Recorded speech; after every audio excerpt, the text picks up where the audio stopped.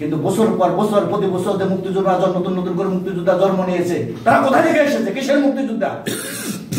ওই আওয়ামী লীগ যারা এদেরকে মুক্তিযোদ্ধা বানিয়েছে, তারা কি আপনাদেরকে সপটাঘাত করে নাই? প্রকৃত মুক্তিযোদ্ধাদের বিপরীতে যদি রাজাকারকে অথবা যাদের জন্ম হয় নাই, যাদের বাপের বিয়ে হয় নাই, তাদেরকে মুক্তিযোদ্ধার সার্টিফিকেট দিয়ে আপনাদেরকে অপমান অপদস্থ করে নাই?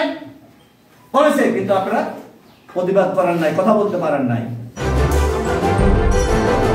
14 ডিসেম্বর 2024 শহীদ বুদ্ধিজীবী দিবস। কবিরহাট উপজেলা শহীদ বুদ্ধিজীবী স্মৃতিসৌধে উপজেলা প্রশাসন ও বিএনপি অঙ্গ এবং সহযোগী সংগঠনের নেতা কর্মীদের শ্রদ্ধা নিবেদন ও পুষ্পস্তবক অর্পণ।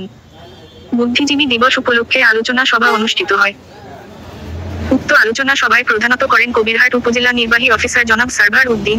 আরও উপস্থিত ছিলেন সহকারী গুণী মেঘা সুলতানা, কবিরহাট থানা ওসি শাহিন মিয়া, উপজেলা বিএনপির আহ্বায়ক কামরুল হুদা চৌধুরী লিটন, মুস্তাফিজুর রহমান মঞ্জু, মুহাম্মদ ইয়াসিন জেলা মজলিসে শুরা সদস্য ও উপজেলা সেক্রেটারি, সাংবাদিক রেজাউল করিম, জহিরুল হক জহির, মোহাম্মদ হারুন, মোহাম্মদ নজরুল, মোহাম্মদ রাজীব হোসেন।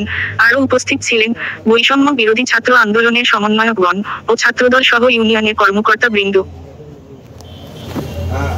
দীর্ঘ 9 মাস রক্ত করে যুদ্ধের পরেও আমরা স্বাধীনতা পেয়েছি ঠিকই, কিন্তু আমরা সভ্য জাতি হিসাবে বিশ্ব দরবারে হতে পারি। কোটা আন্দোলনের পরিপ্রেক্ষিতে মেহরবানিতে বৈষম্য ছাত্র আন্দোলনের এবং সকল স্তরের জন অংশগ্রহণে একটি নতুন বাংলাদেশ আবির্ভাব করবে। এই আবির্ভাবে আমাদের যুব সমাজ তরুণরা আশার আলো জ্বালিয়ে রেখেছে। তাদের মধ্যে রয়েছে ভবিষ্যতের চাবিকাঠি। আমরা প্রতিহিংসা করার না হয়ে, দুঃশাসন কায়েম প্রতিষ্ঠা না করে, অন্যায় অত্যাচার জুলুম নিপীড়ন করে কেউ দীর্ঘমেয়াদী হতে পারে নাই, হতে পারবো না। আশা করি আমরা সকলে একত্রবদ্ধ হয়ে এক শক্তিশালী সোনার বাংলাদেশ করার প্রতিষ্ঠান অন্তর্ভুক্ত হয়। দীর্ঘ 53 বছর দেশ স্বাধীনতা হওয়ার পরেও কিন্তু রাষ্ট্রকার্য সঠিকভাবে পরিচালনা হয়নি। অনেক বক্তাই অনেক কথা বলে গেছে। আমরা যার যার অবস্থান থেকে অন্যান্য দোষারোপ না হয়ে, প্রতিহিংসা করা না হয়ে, নিজেদের বিবেক বুদ্ধি খাটে কাজ করার জন্য সকলে একাত্মতা আহ্বান করছি। উত্তরে আমরা সেই মেধা শূন্যতা দূর করে ডক্টর ইউনূসের মতো সারা বিশ্ববরেণ্য একজন নোবেল বিজয়ীর মতো এবং শত শত নোবেল বিজয়ী সারা বাংলাদেশের পৃথিবীতে সৃষ্টি হয়েছে। কত অনেকের নাম আমরা জানি না। অনেক অভিজ্ঞ ডাক্তার, ইঞ্জিনিয়ার, প্রশাসনিক কর্মকর্তা আমাদের সৃষ্টি হয়েছে, কিন্তু আমাদেরকে জমিয়ে রাখতে পারে নাই।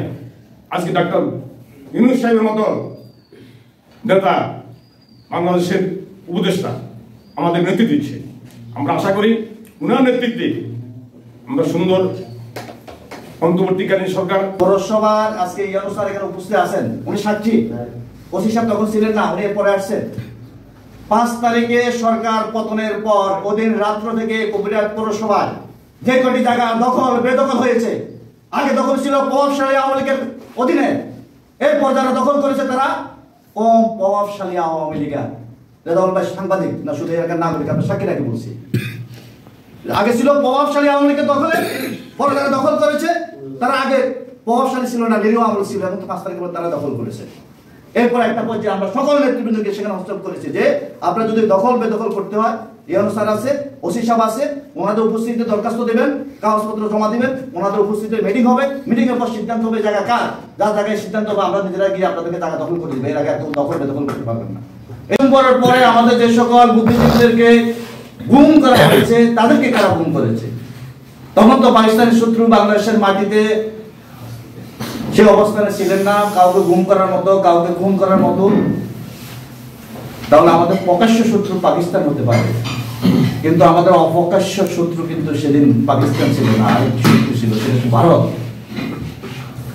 যারা চেয়েছে, যাদের আমাদের চাওয়াটা হয়তো স্বাধীনতা যুদ্ধে অংশগ্রহণ করে দেশটাকে স্বাধীন করে স্বাধীন সার্বভৌম বাংলাদেশ পাওয়া, কিন্তু যারা আমাদেরকে সহযোগিতা করেছে তাদের সকলের প্রত্যাশা সেটা ছিল না স্বাধীন সার্বভৌম বাংলাদেশ একটি শক্তিশালী স্বাধীন সার্বভৌম বাংলাদেশ হিসেবে মাথা উঁচু করে দাঁড়াবে। এটা আমাদের সকল সহযোগী সে প্রত্যাশা ছিল না। তেমনি ভাবে যাদের কাছ থেকে আমরা সহযোগিতা পেয়েছি তাদের অনেকের প্রত্যাশা ছিল পাকিস্তান থেকে বিভক্ত হয় এই দেশটা আবারও নতুন কারো রাজ্যে পরিণত হবে, কারো আধিপত্য শক্তির নিয়ন্ত্রণে থাকবে, সে প্রত্যাশা নিয়ে আমাদেরকে অনেকে সহযোগিতা করেছে। অনেকে আমার সত্যিকার অর্থে স্বাধীনতাকে ভালোবেসে সহযোগিতা করেছে, অনেকে স্বার্থটাকে সামনে রেখে সহযোগিতা করেছে। তা যদি না হয়ে থাকে গত 18 বছর নস্বাত করে দেয়, কোনো ফাঁসিবাদী চরিত্রকে যেন কোনো প্রতিষ্ঠা করতে না পারে, আর কোনো সম্প্রসারণবাদী রাষ্ট্র যেন রাষ্ট্রে আমরা পরিণত না হই। এই বিষয়ে মুক্তিযোদ্ধাদের যে স্বপ্ন ছিল বৈষম্যমুখী একটা বাংলাদেশ সৃষ্টি করা, সেই বিনিময়ে আমরা যেন সবাই তাদের অবস্থা থেকে ভূমিকা রাখতে পারি। সংকীর্ণ সীমাবদ্ধতা, সংকীর্ণ দলীয় চিন্তা, ব্যক্তিগত চিন্তা, গোষ্ঠীগত চিন্তা, এদের ঊর্ধ্বে উঠে একটি বাংলাদেশকে সারা বিশ্বে একটি মডার্ন রাষ্ট্রে পরিণত করার জন্য, উপস্থাপন করার জন্য আমাদের সবাইকে শীর্ষে ঢালা প্রাচীরের নাই যে করে আমি মনে করি তার সেই পেশা আসা দরকার। ডাক্তারও যদি মনে করে আমার এখানে ভালো লাগে না, তো চাকরি করা দরকার, ছেড়ে দাও, ছেড়ে দেয় আপনি। আমাদের এখনো চর্চিত করতেছে, আমরা দেখতেছি এখনো বিভিন্ন জায়গায় আমরা টেন্ডারবাজি হচ্ছে, আমরা এখনো দেখতেছি বিভিন্ন জায়গায় চাঁদাবাজি হচ্ছে। আমাদেরকে অনেকজন বলতেছে কিছু হচ্ছে না, না হলে আপনি কেন, যদি এই দেশের মানুষ সচেতন হয় অবশ্যই বলবেন, কিন্তু আমাদের বলার মধ্যে দিয়ে দেখতেছি বিভিন্ন জায়গায় টেন্ডারবাজরা এখনো খাপড়ি মারা রয়েছে, বিভিন্ন জায়গায় বালু উত্তোলন করতেছে। কারা করতেছে? আমাদের মধ্যে লোকেরাই করতেছে। তাহলে আমাদের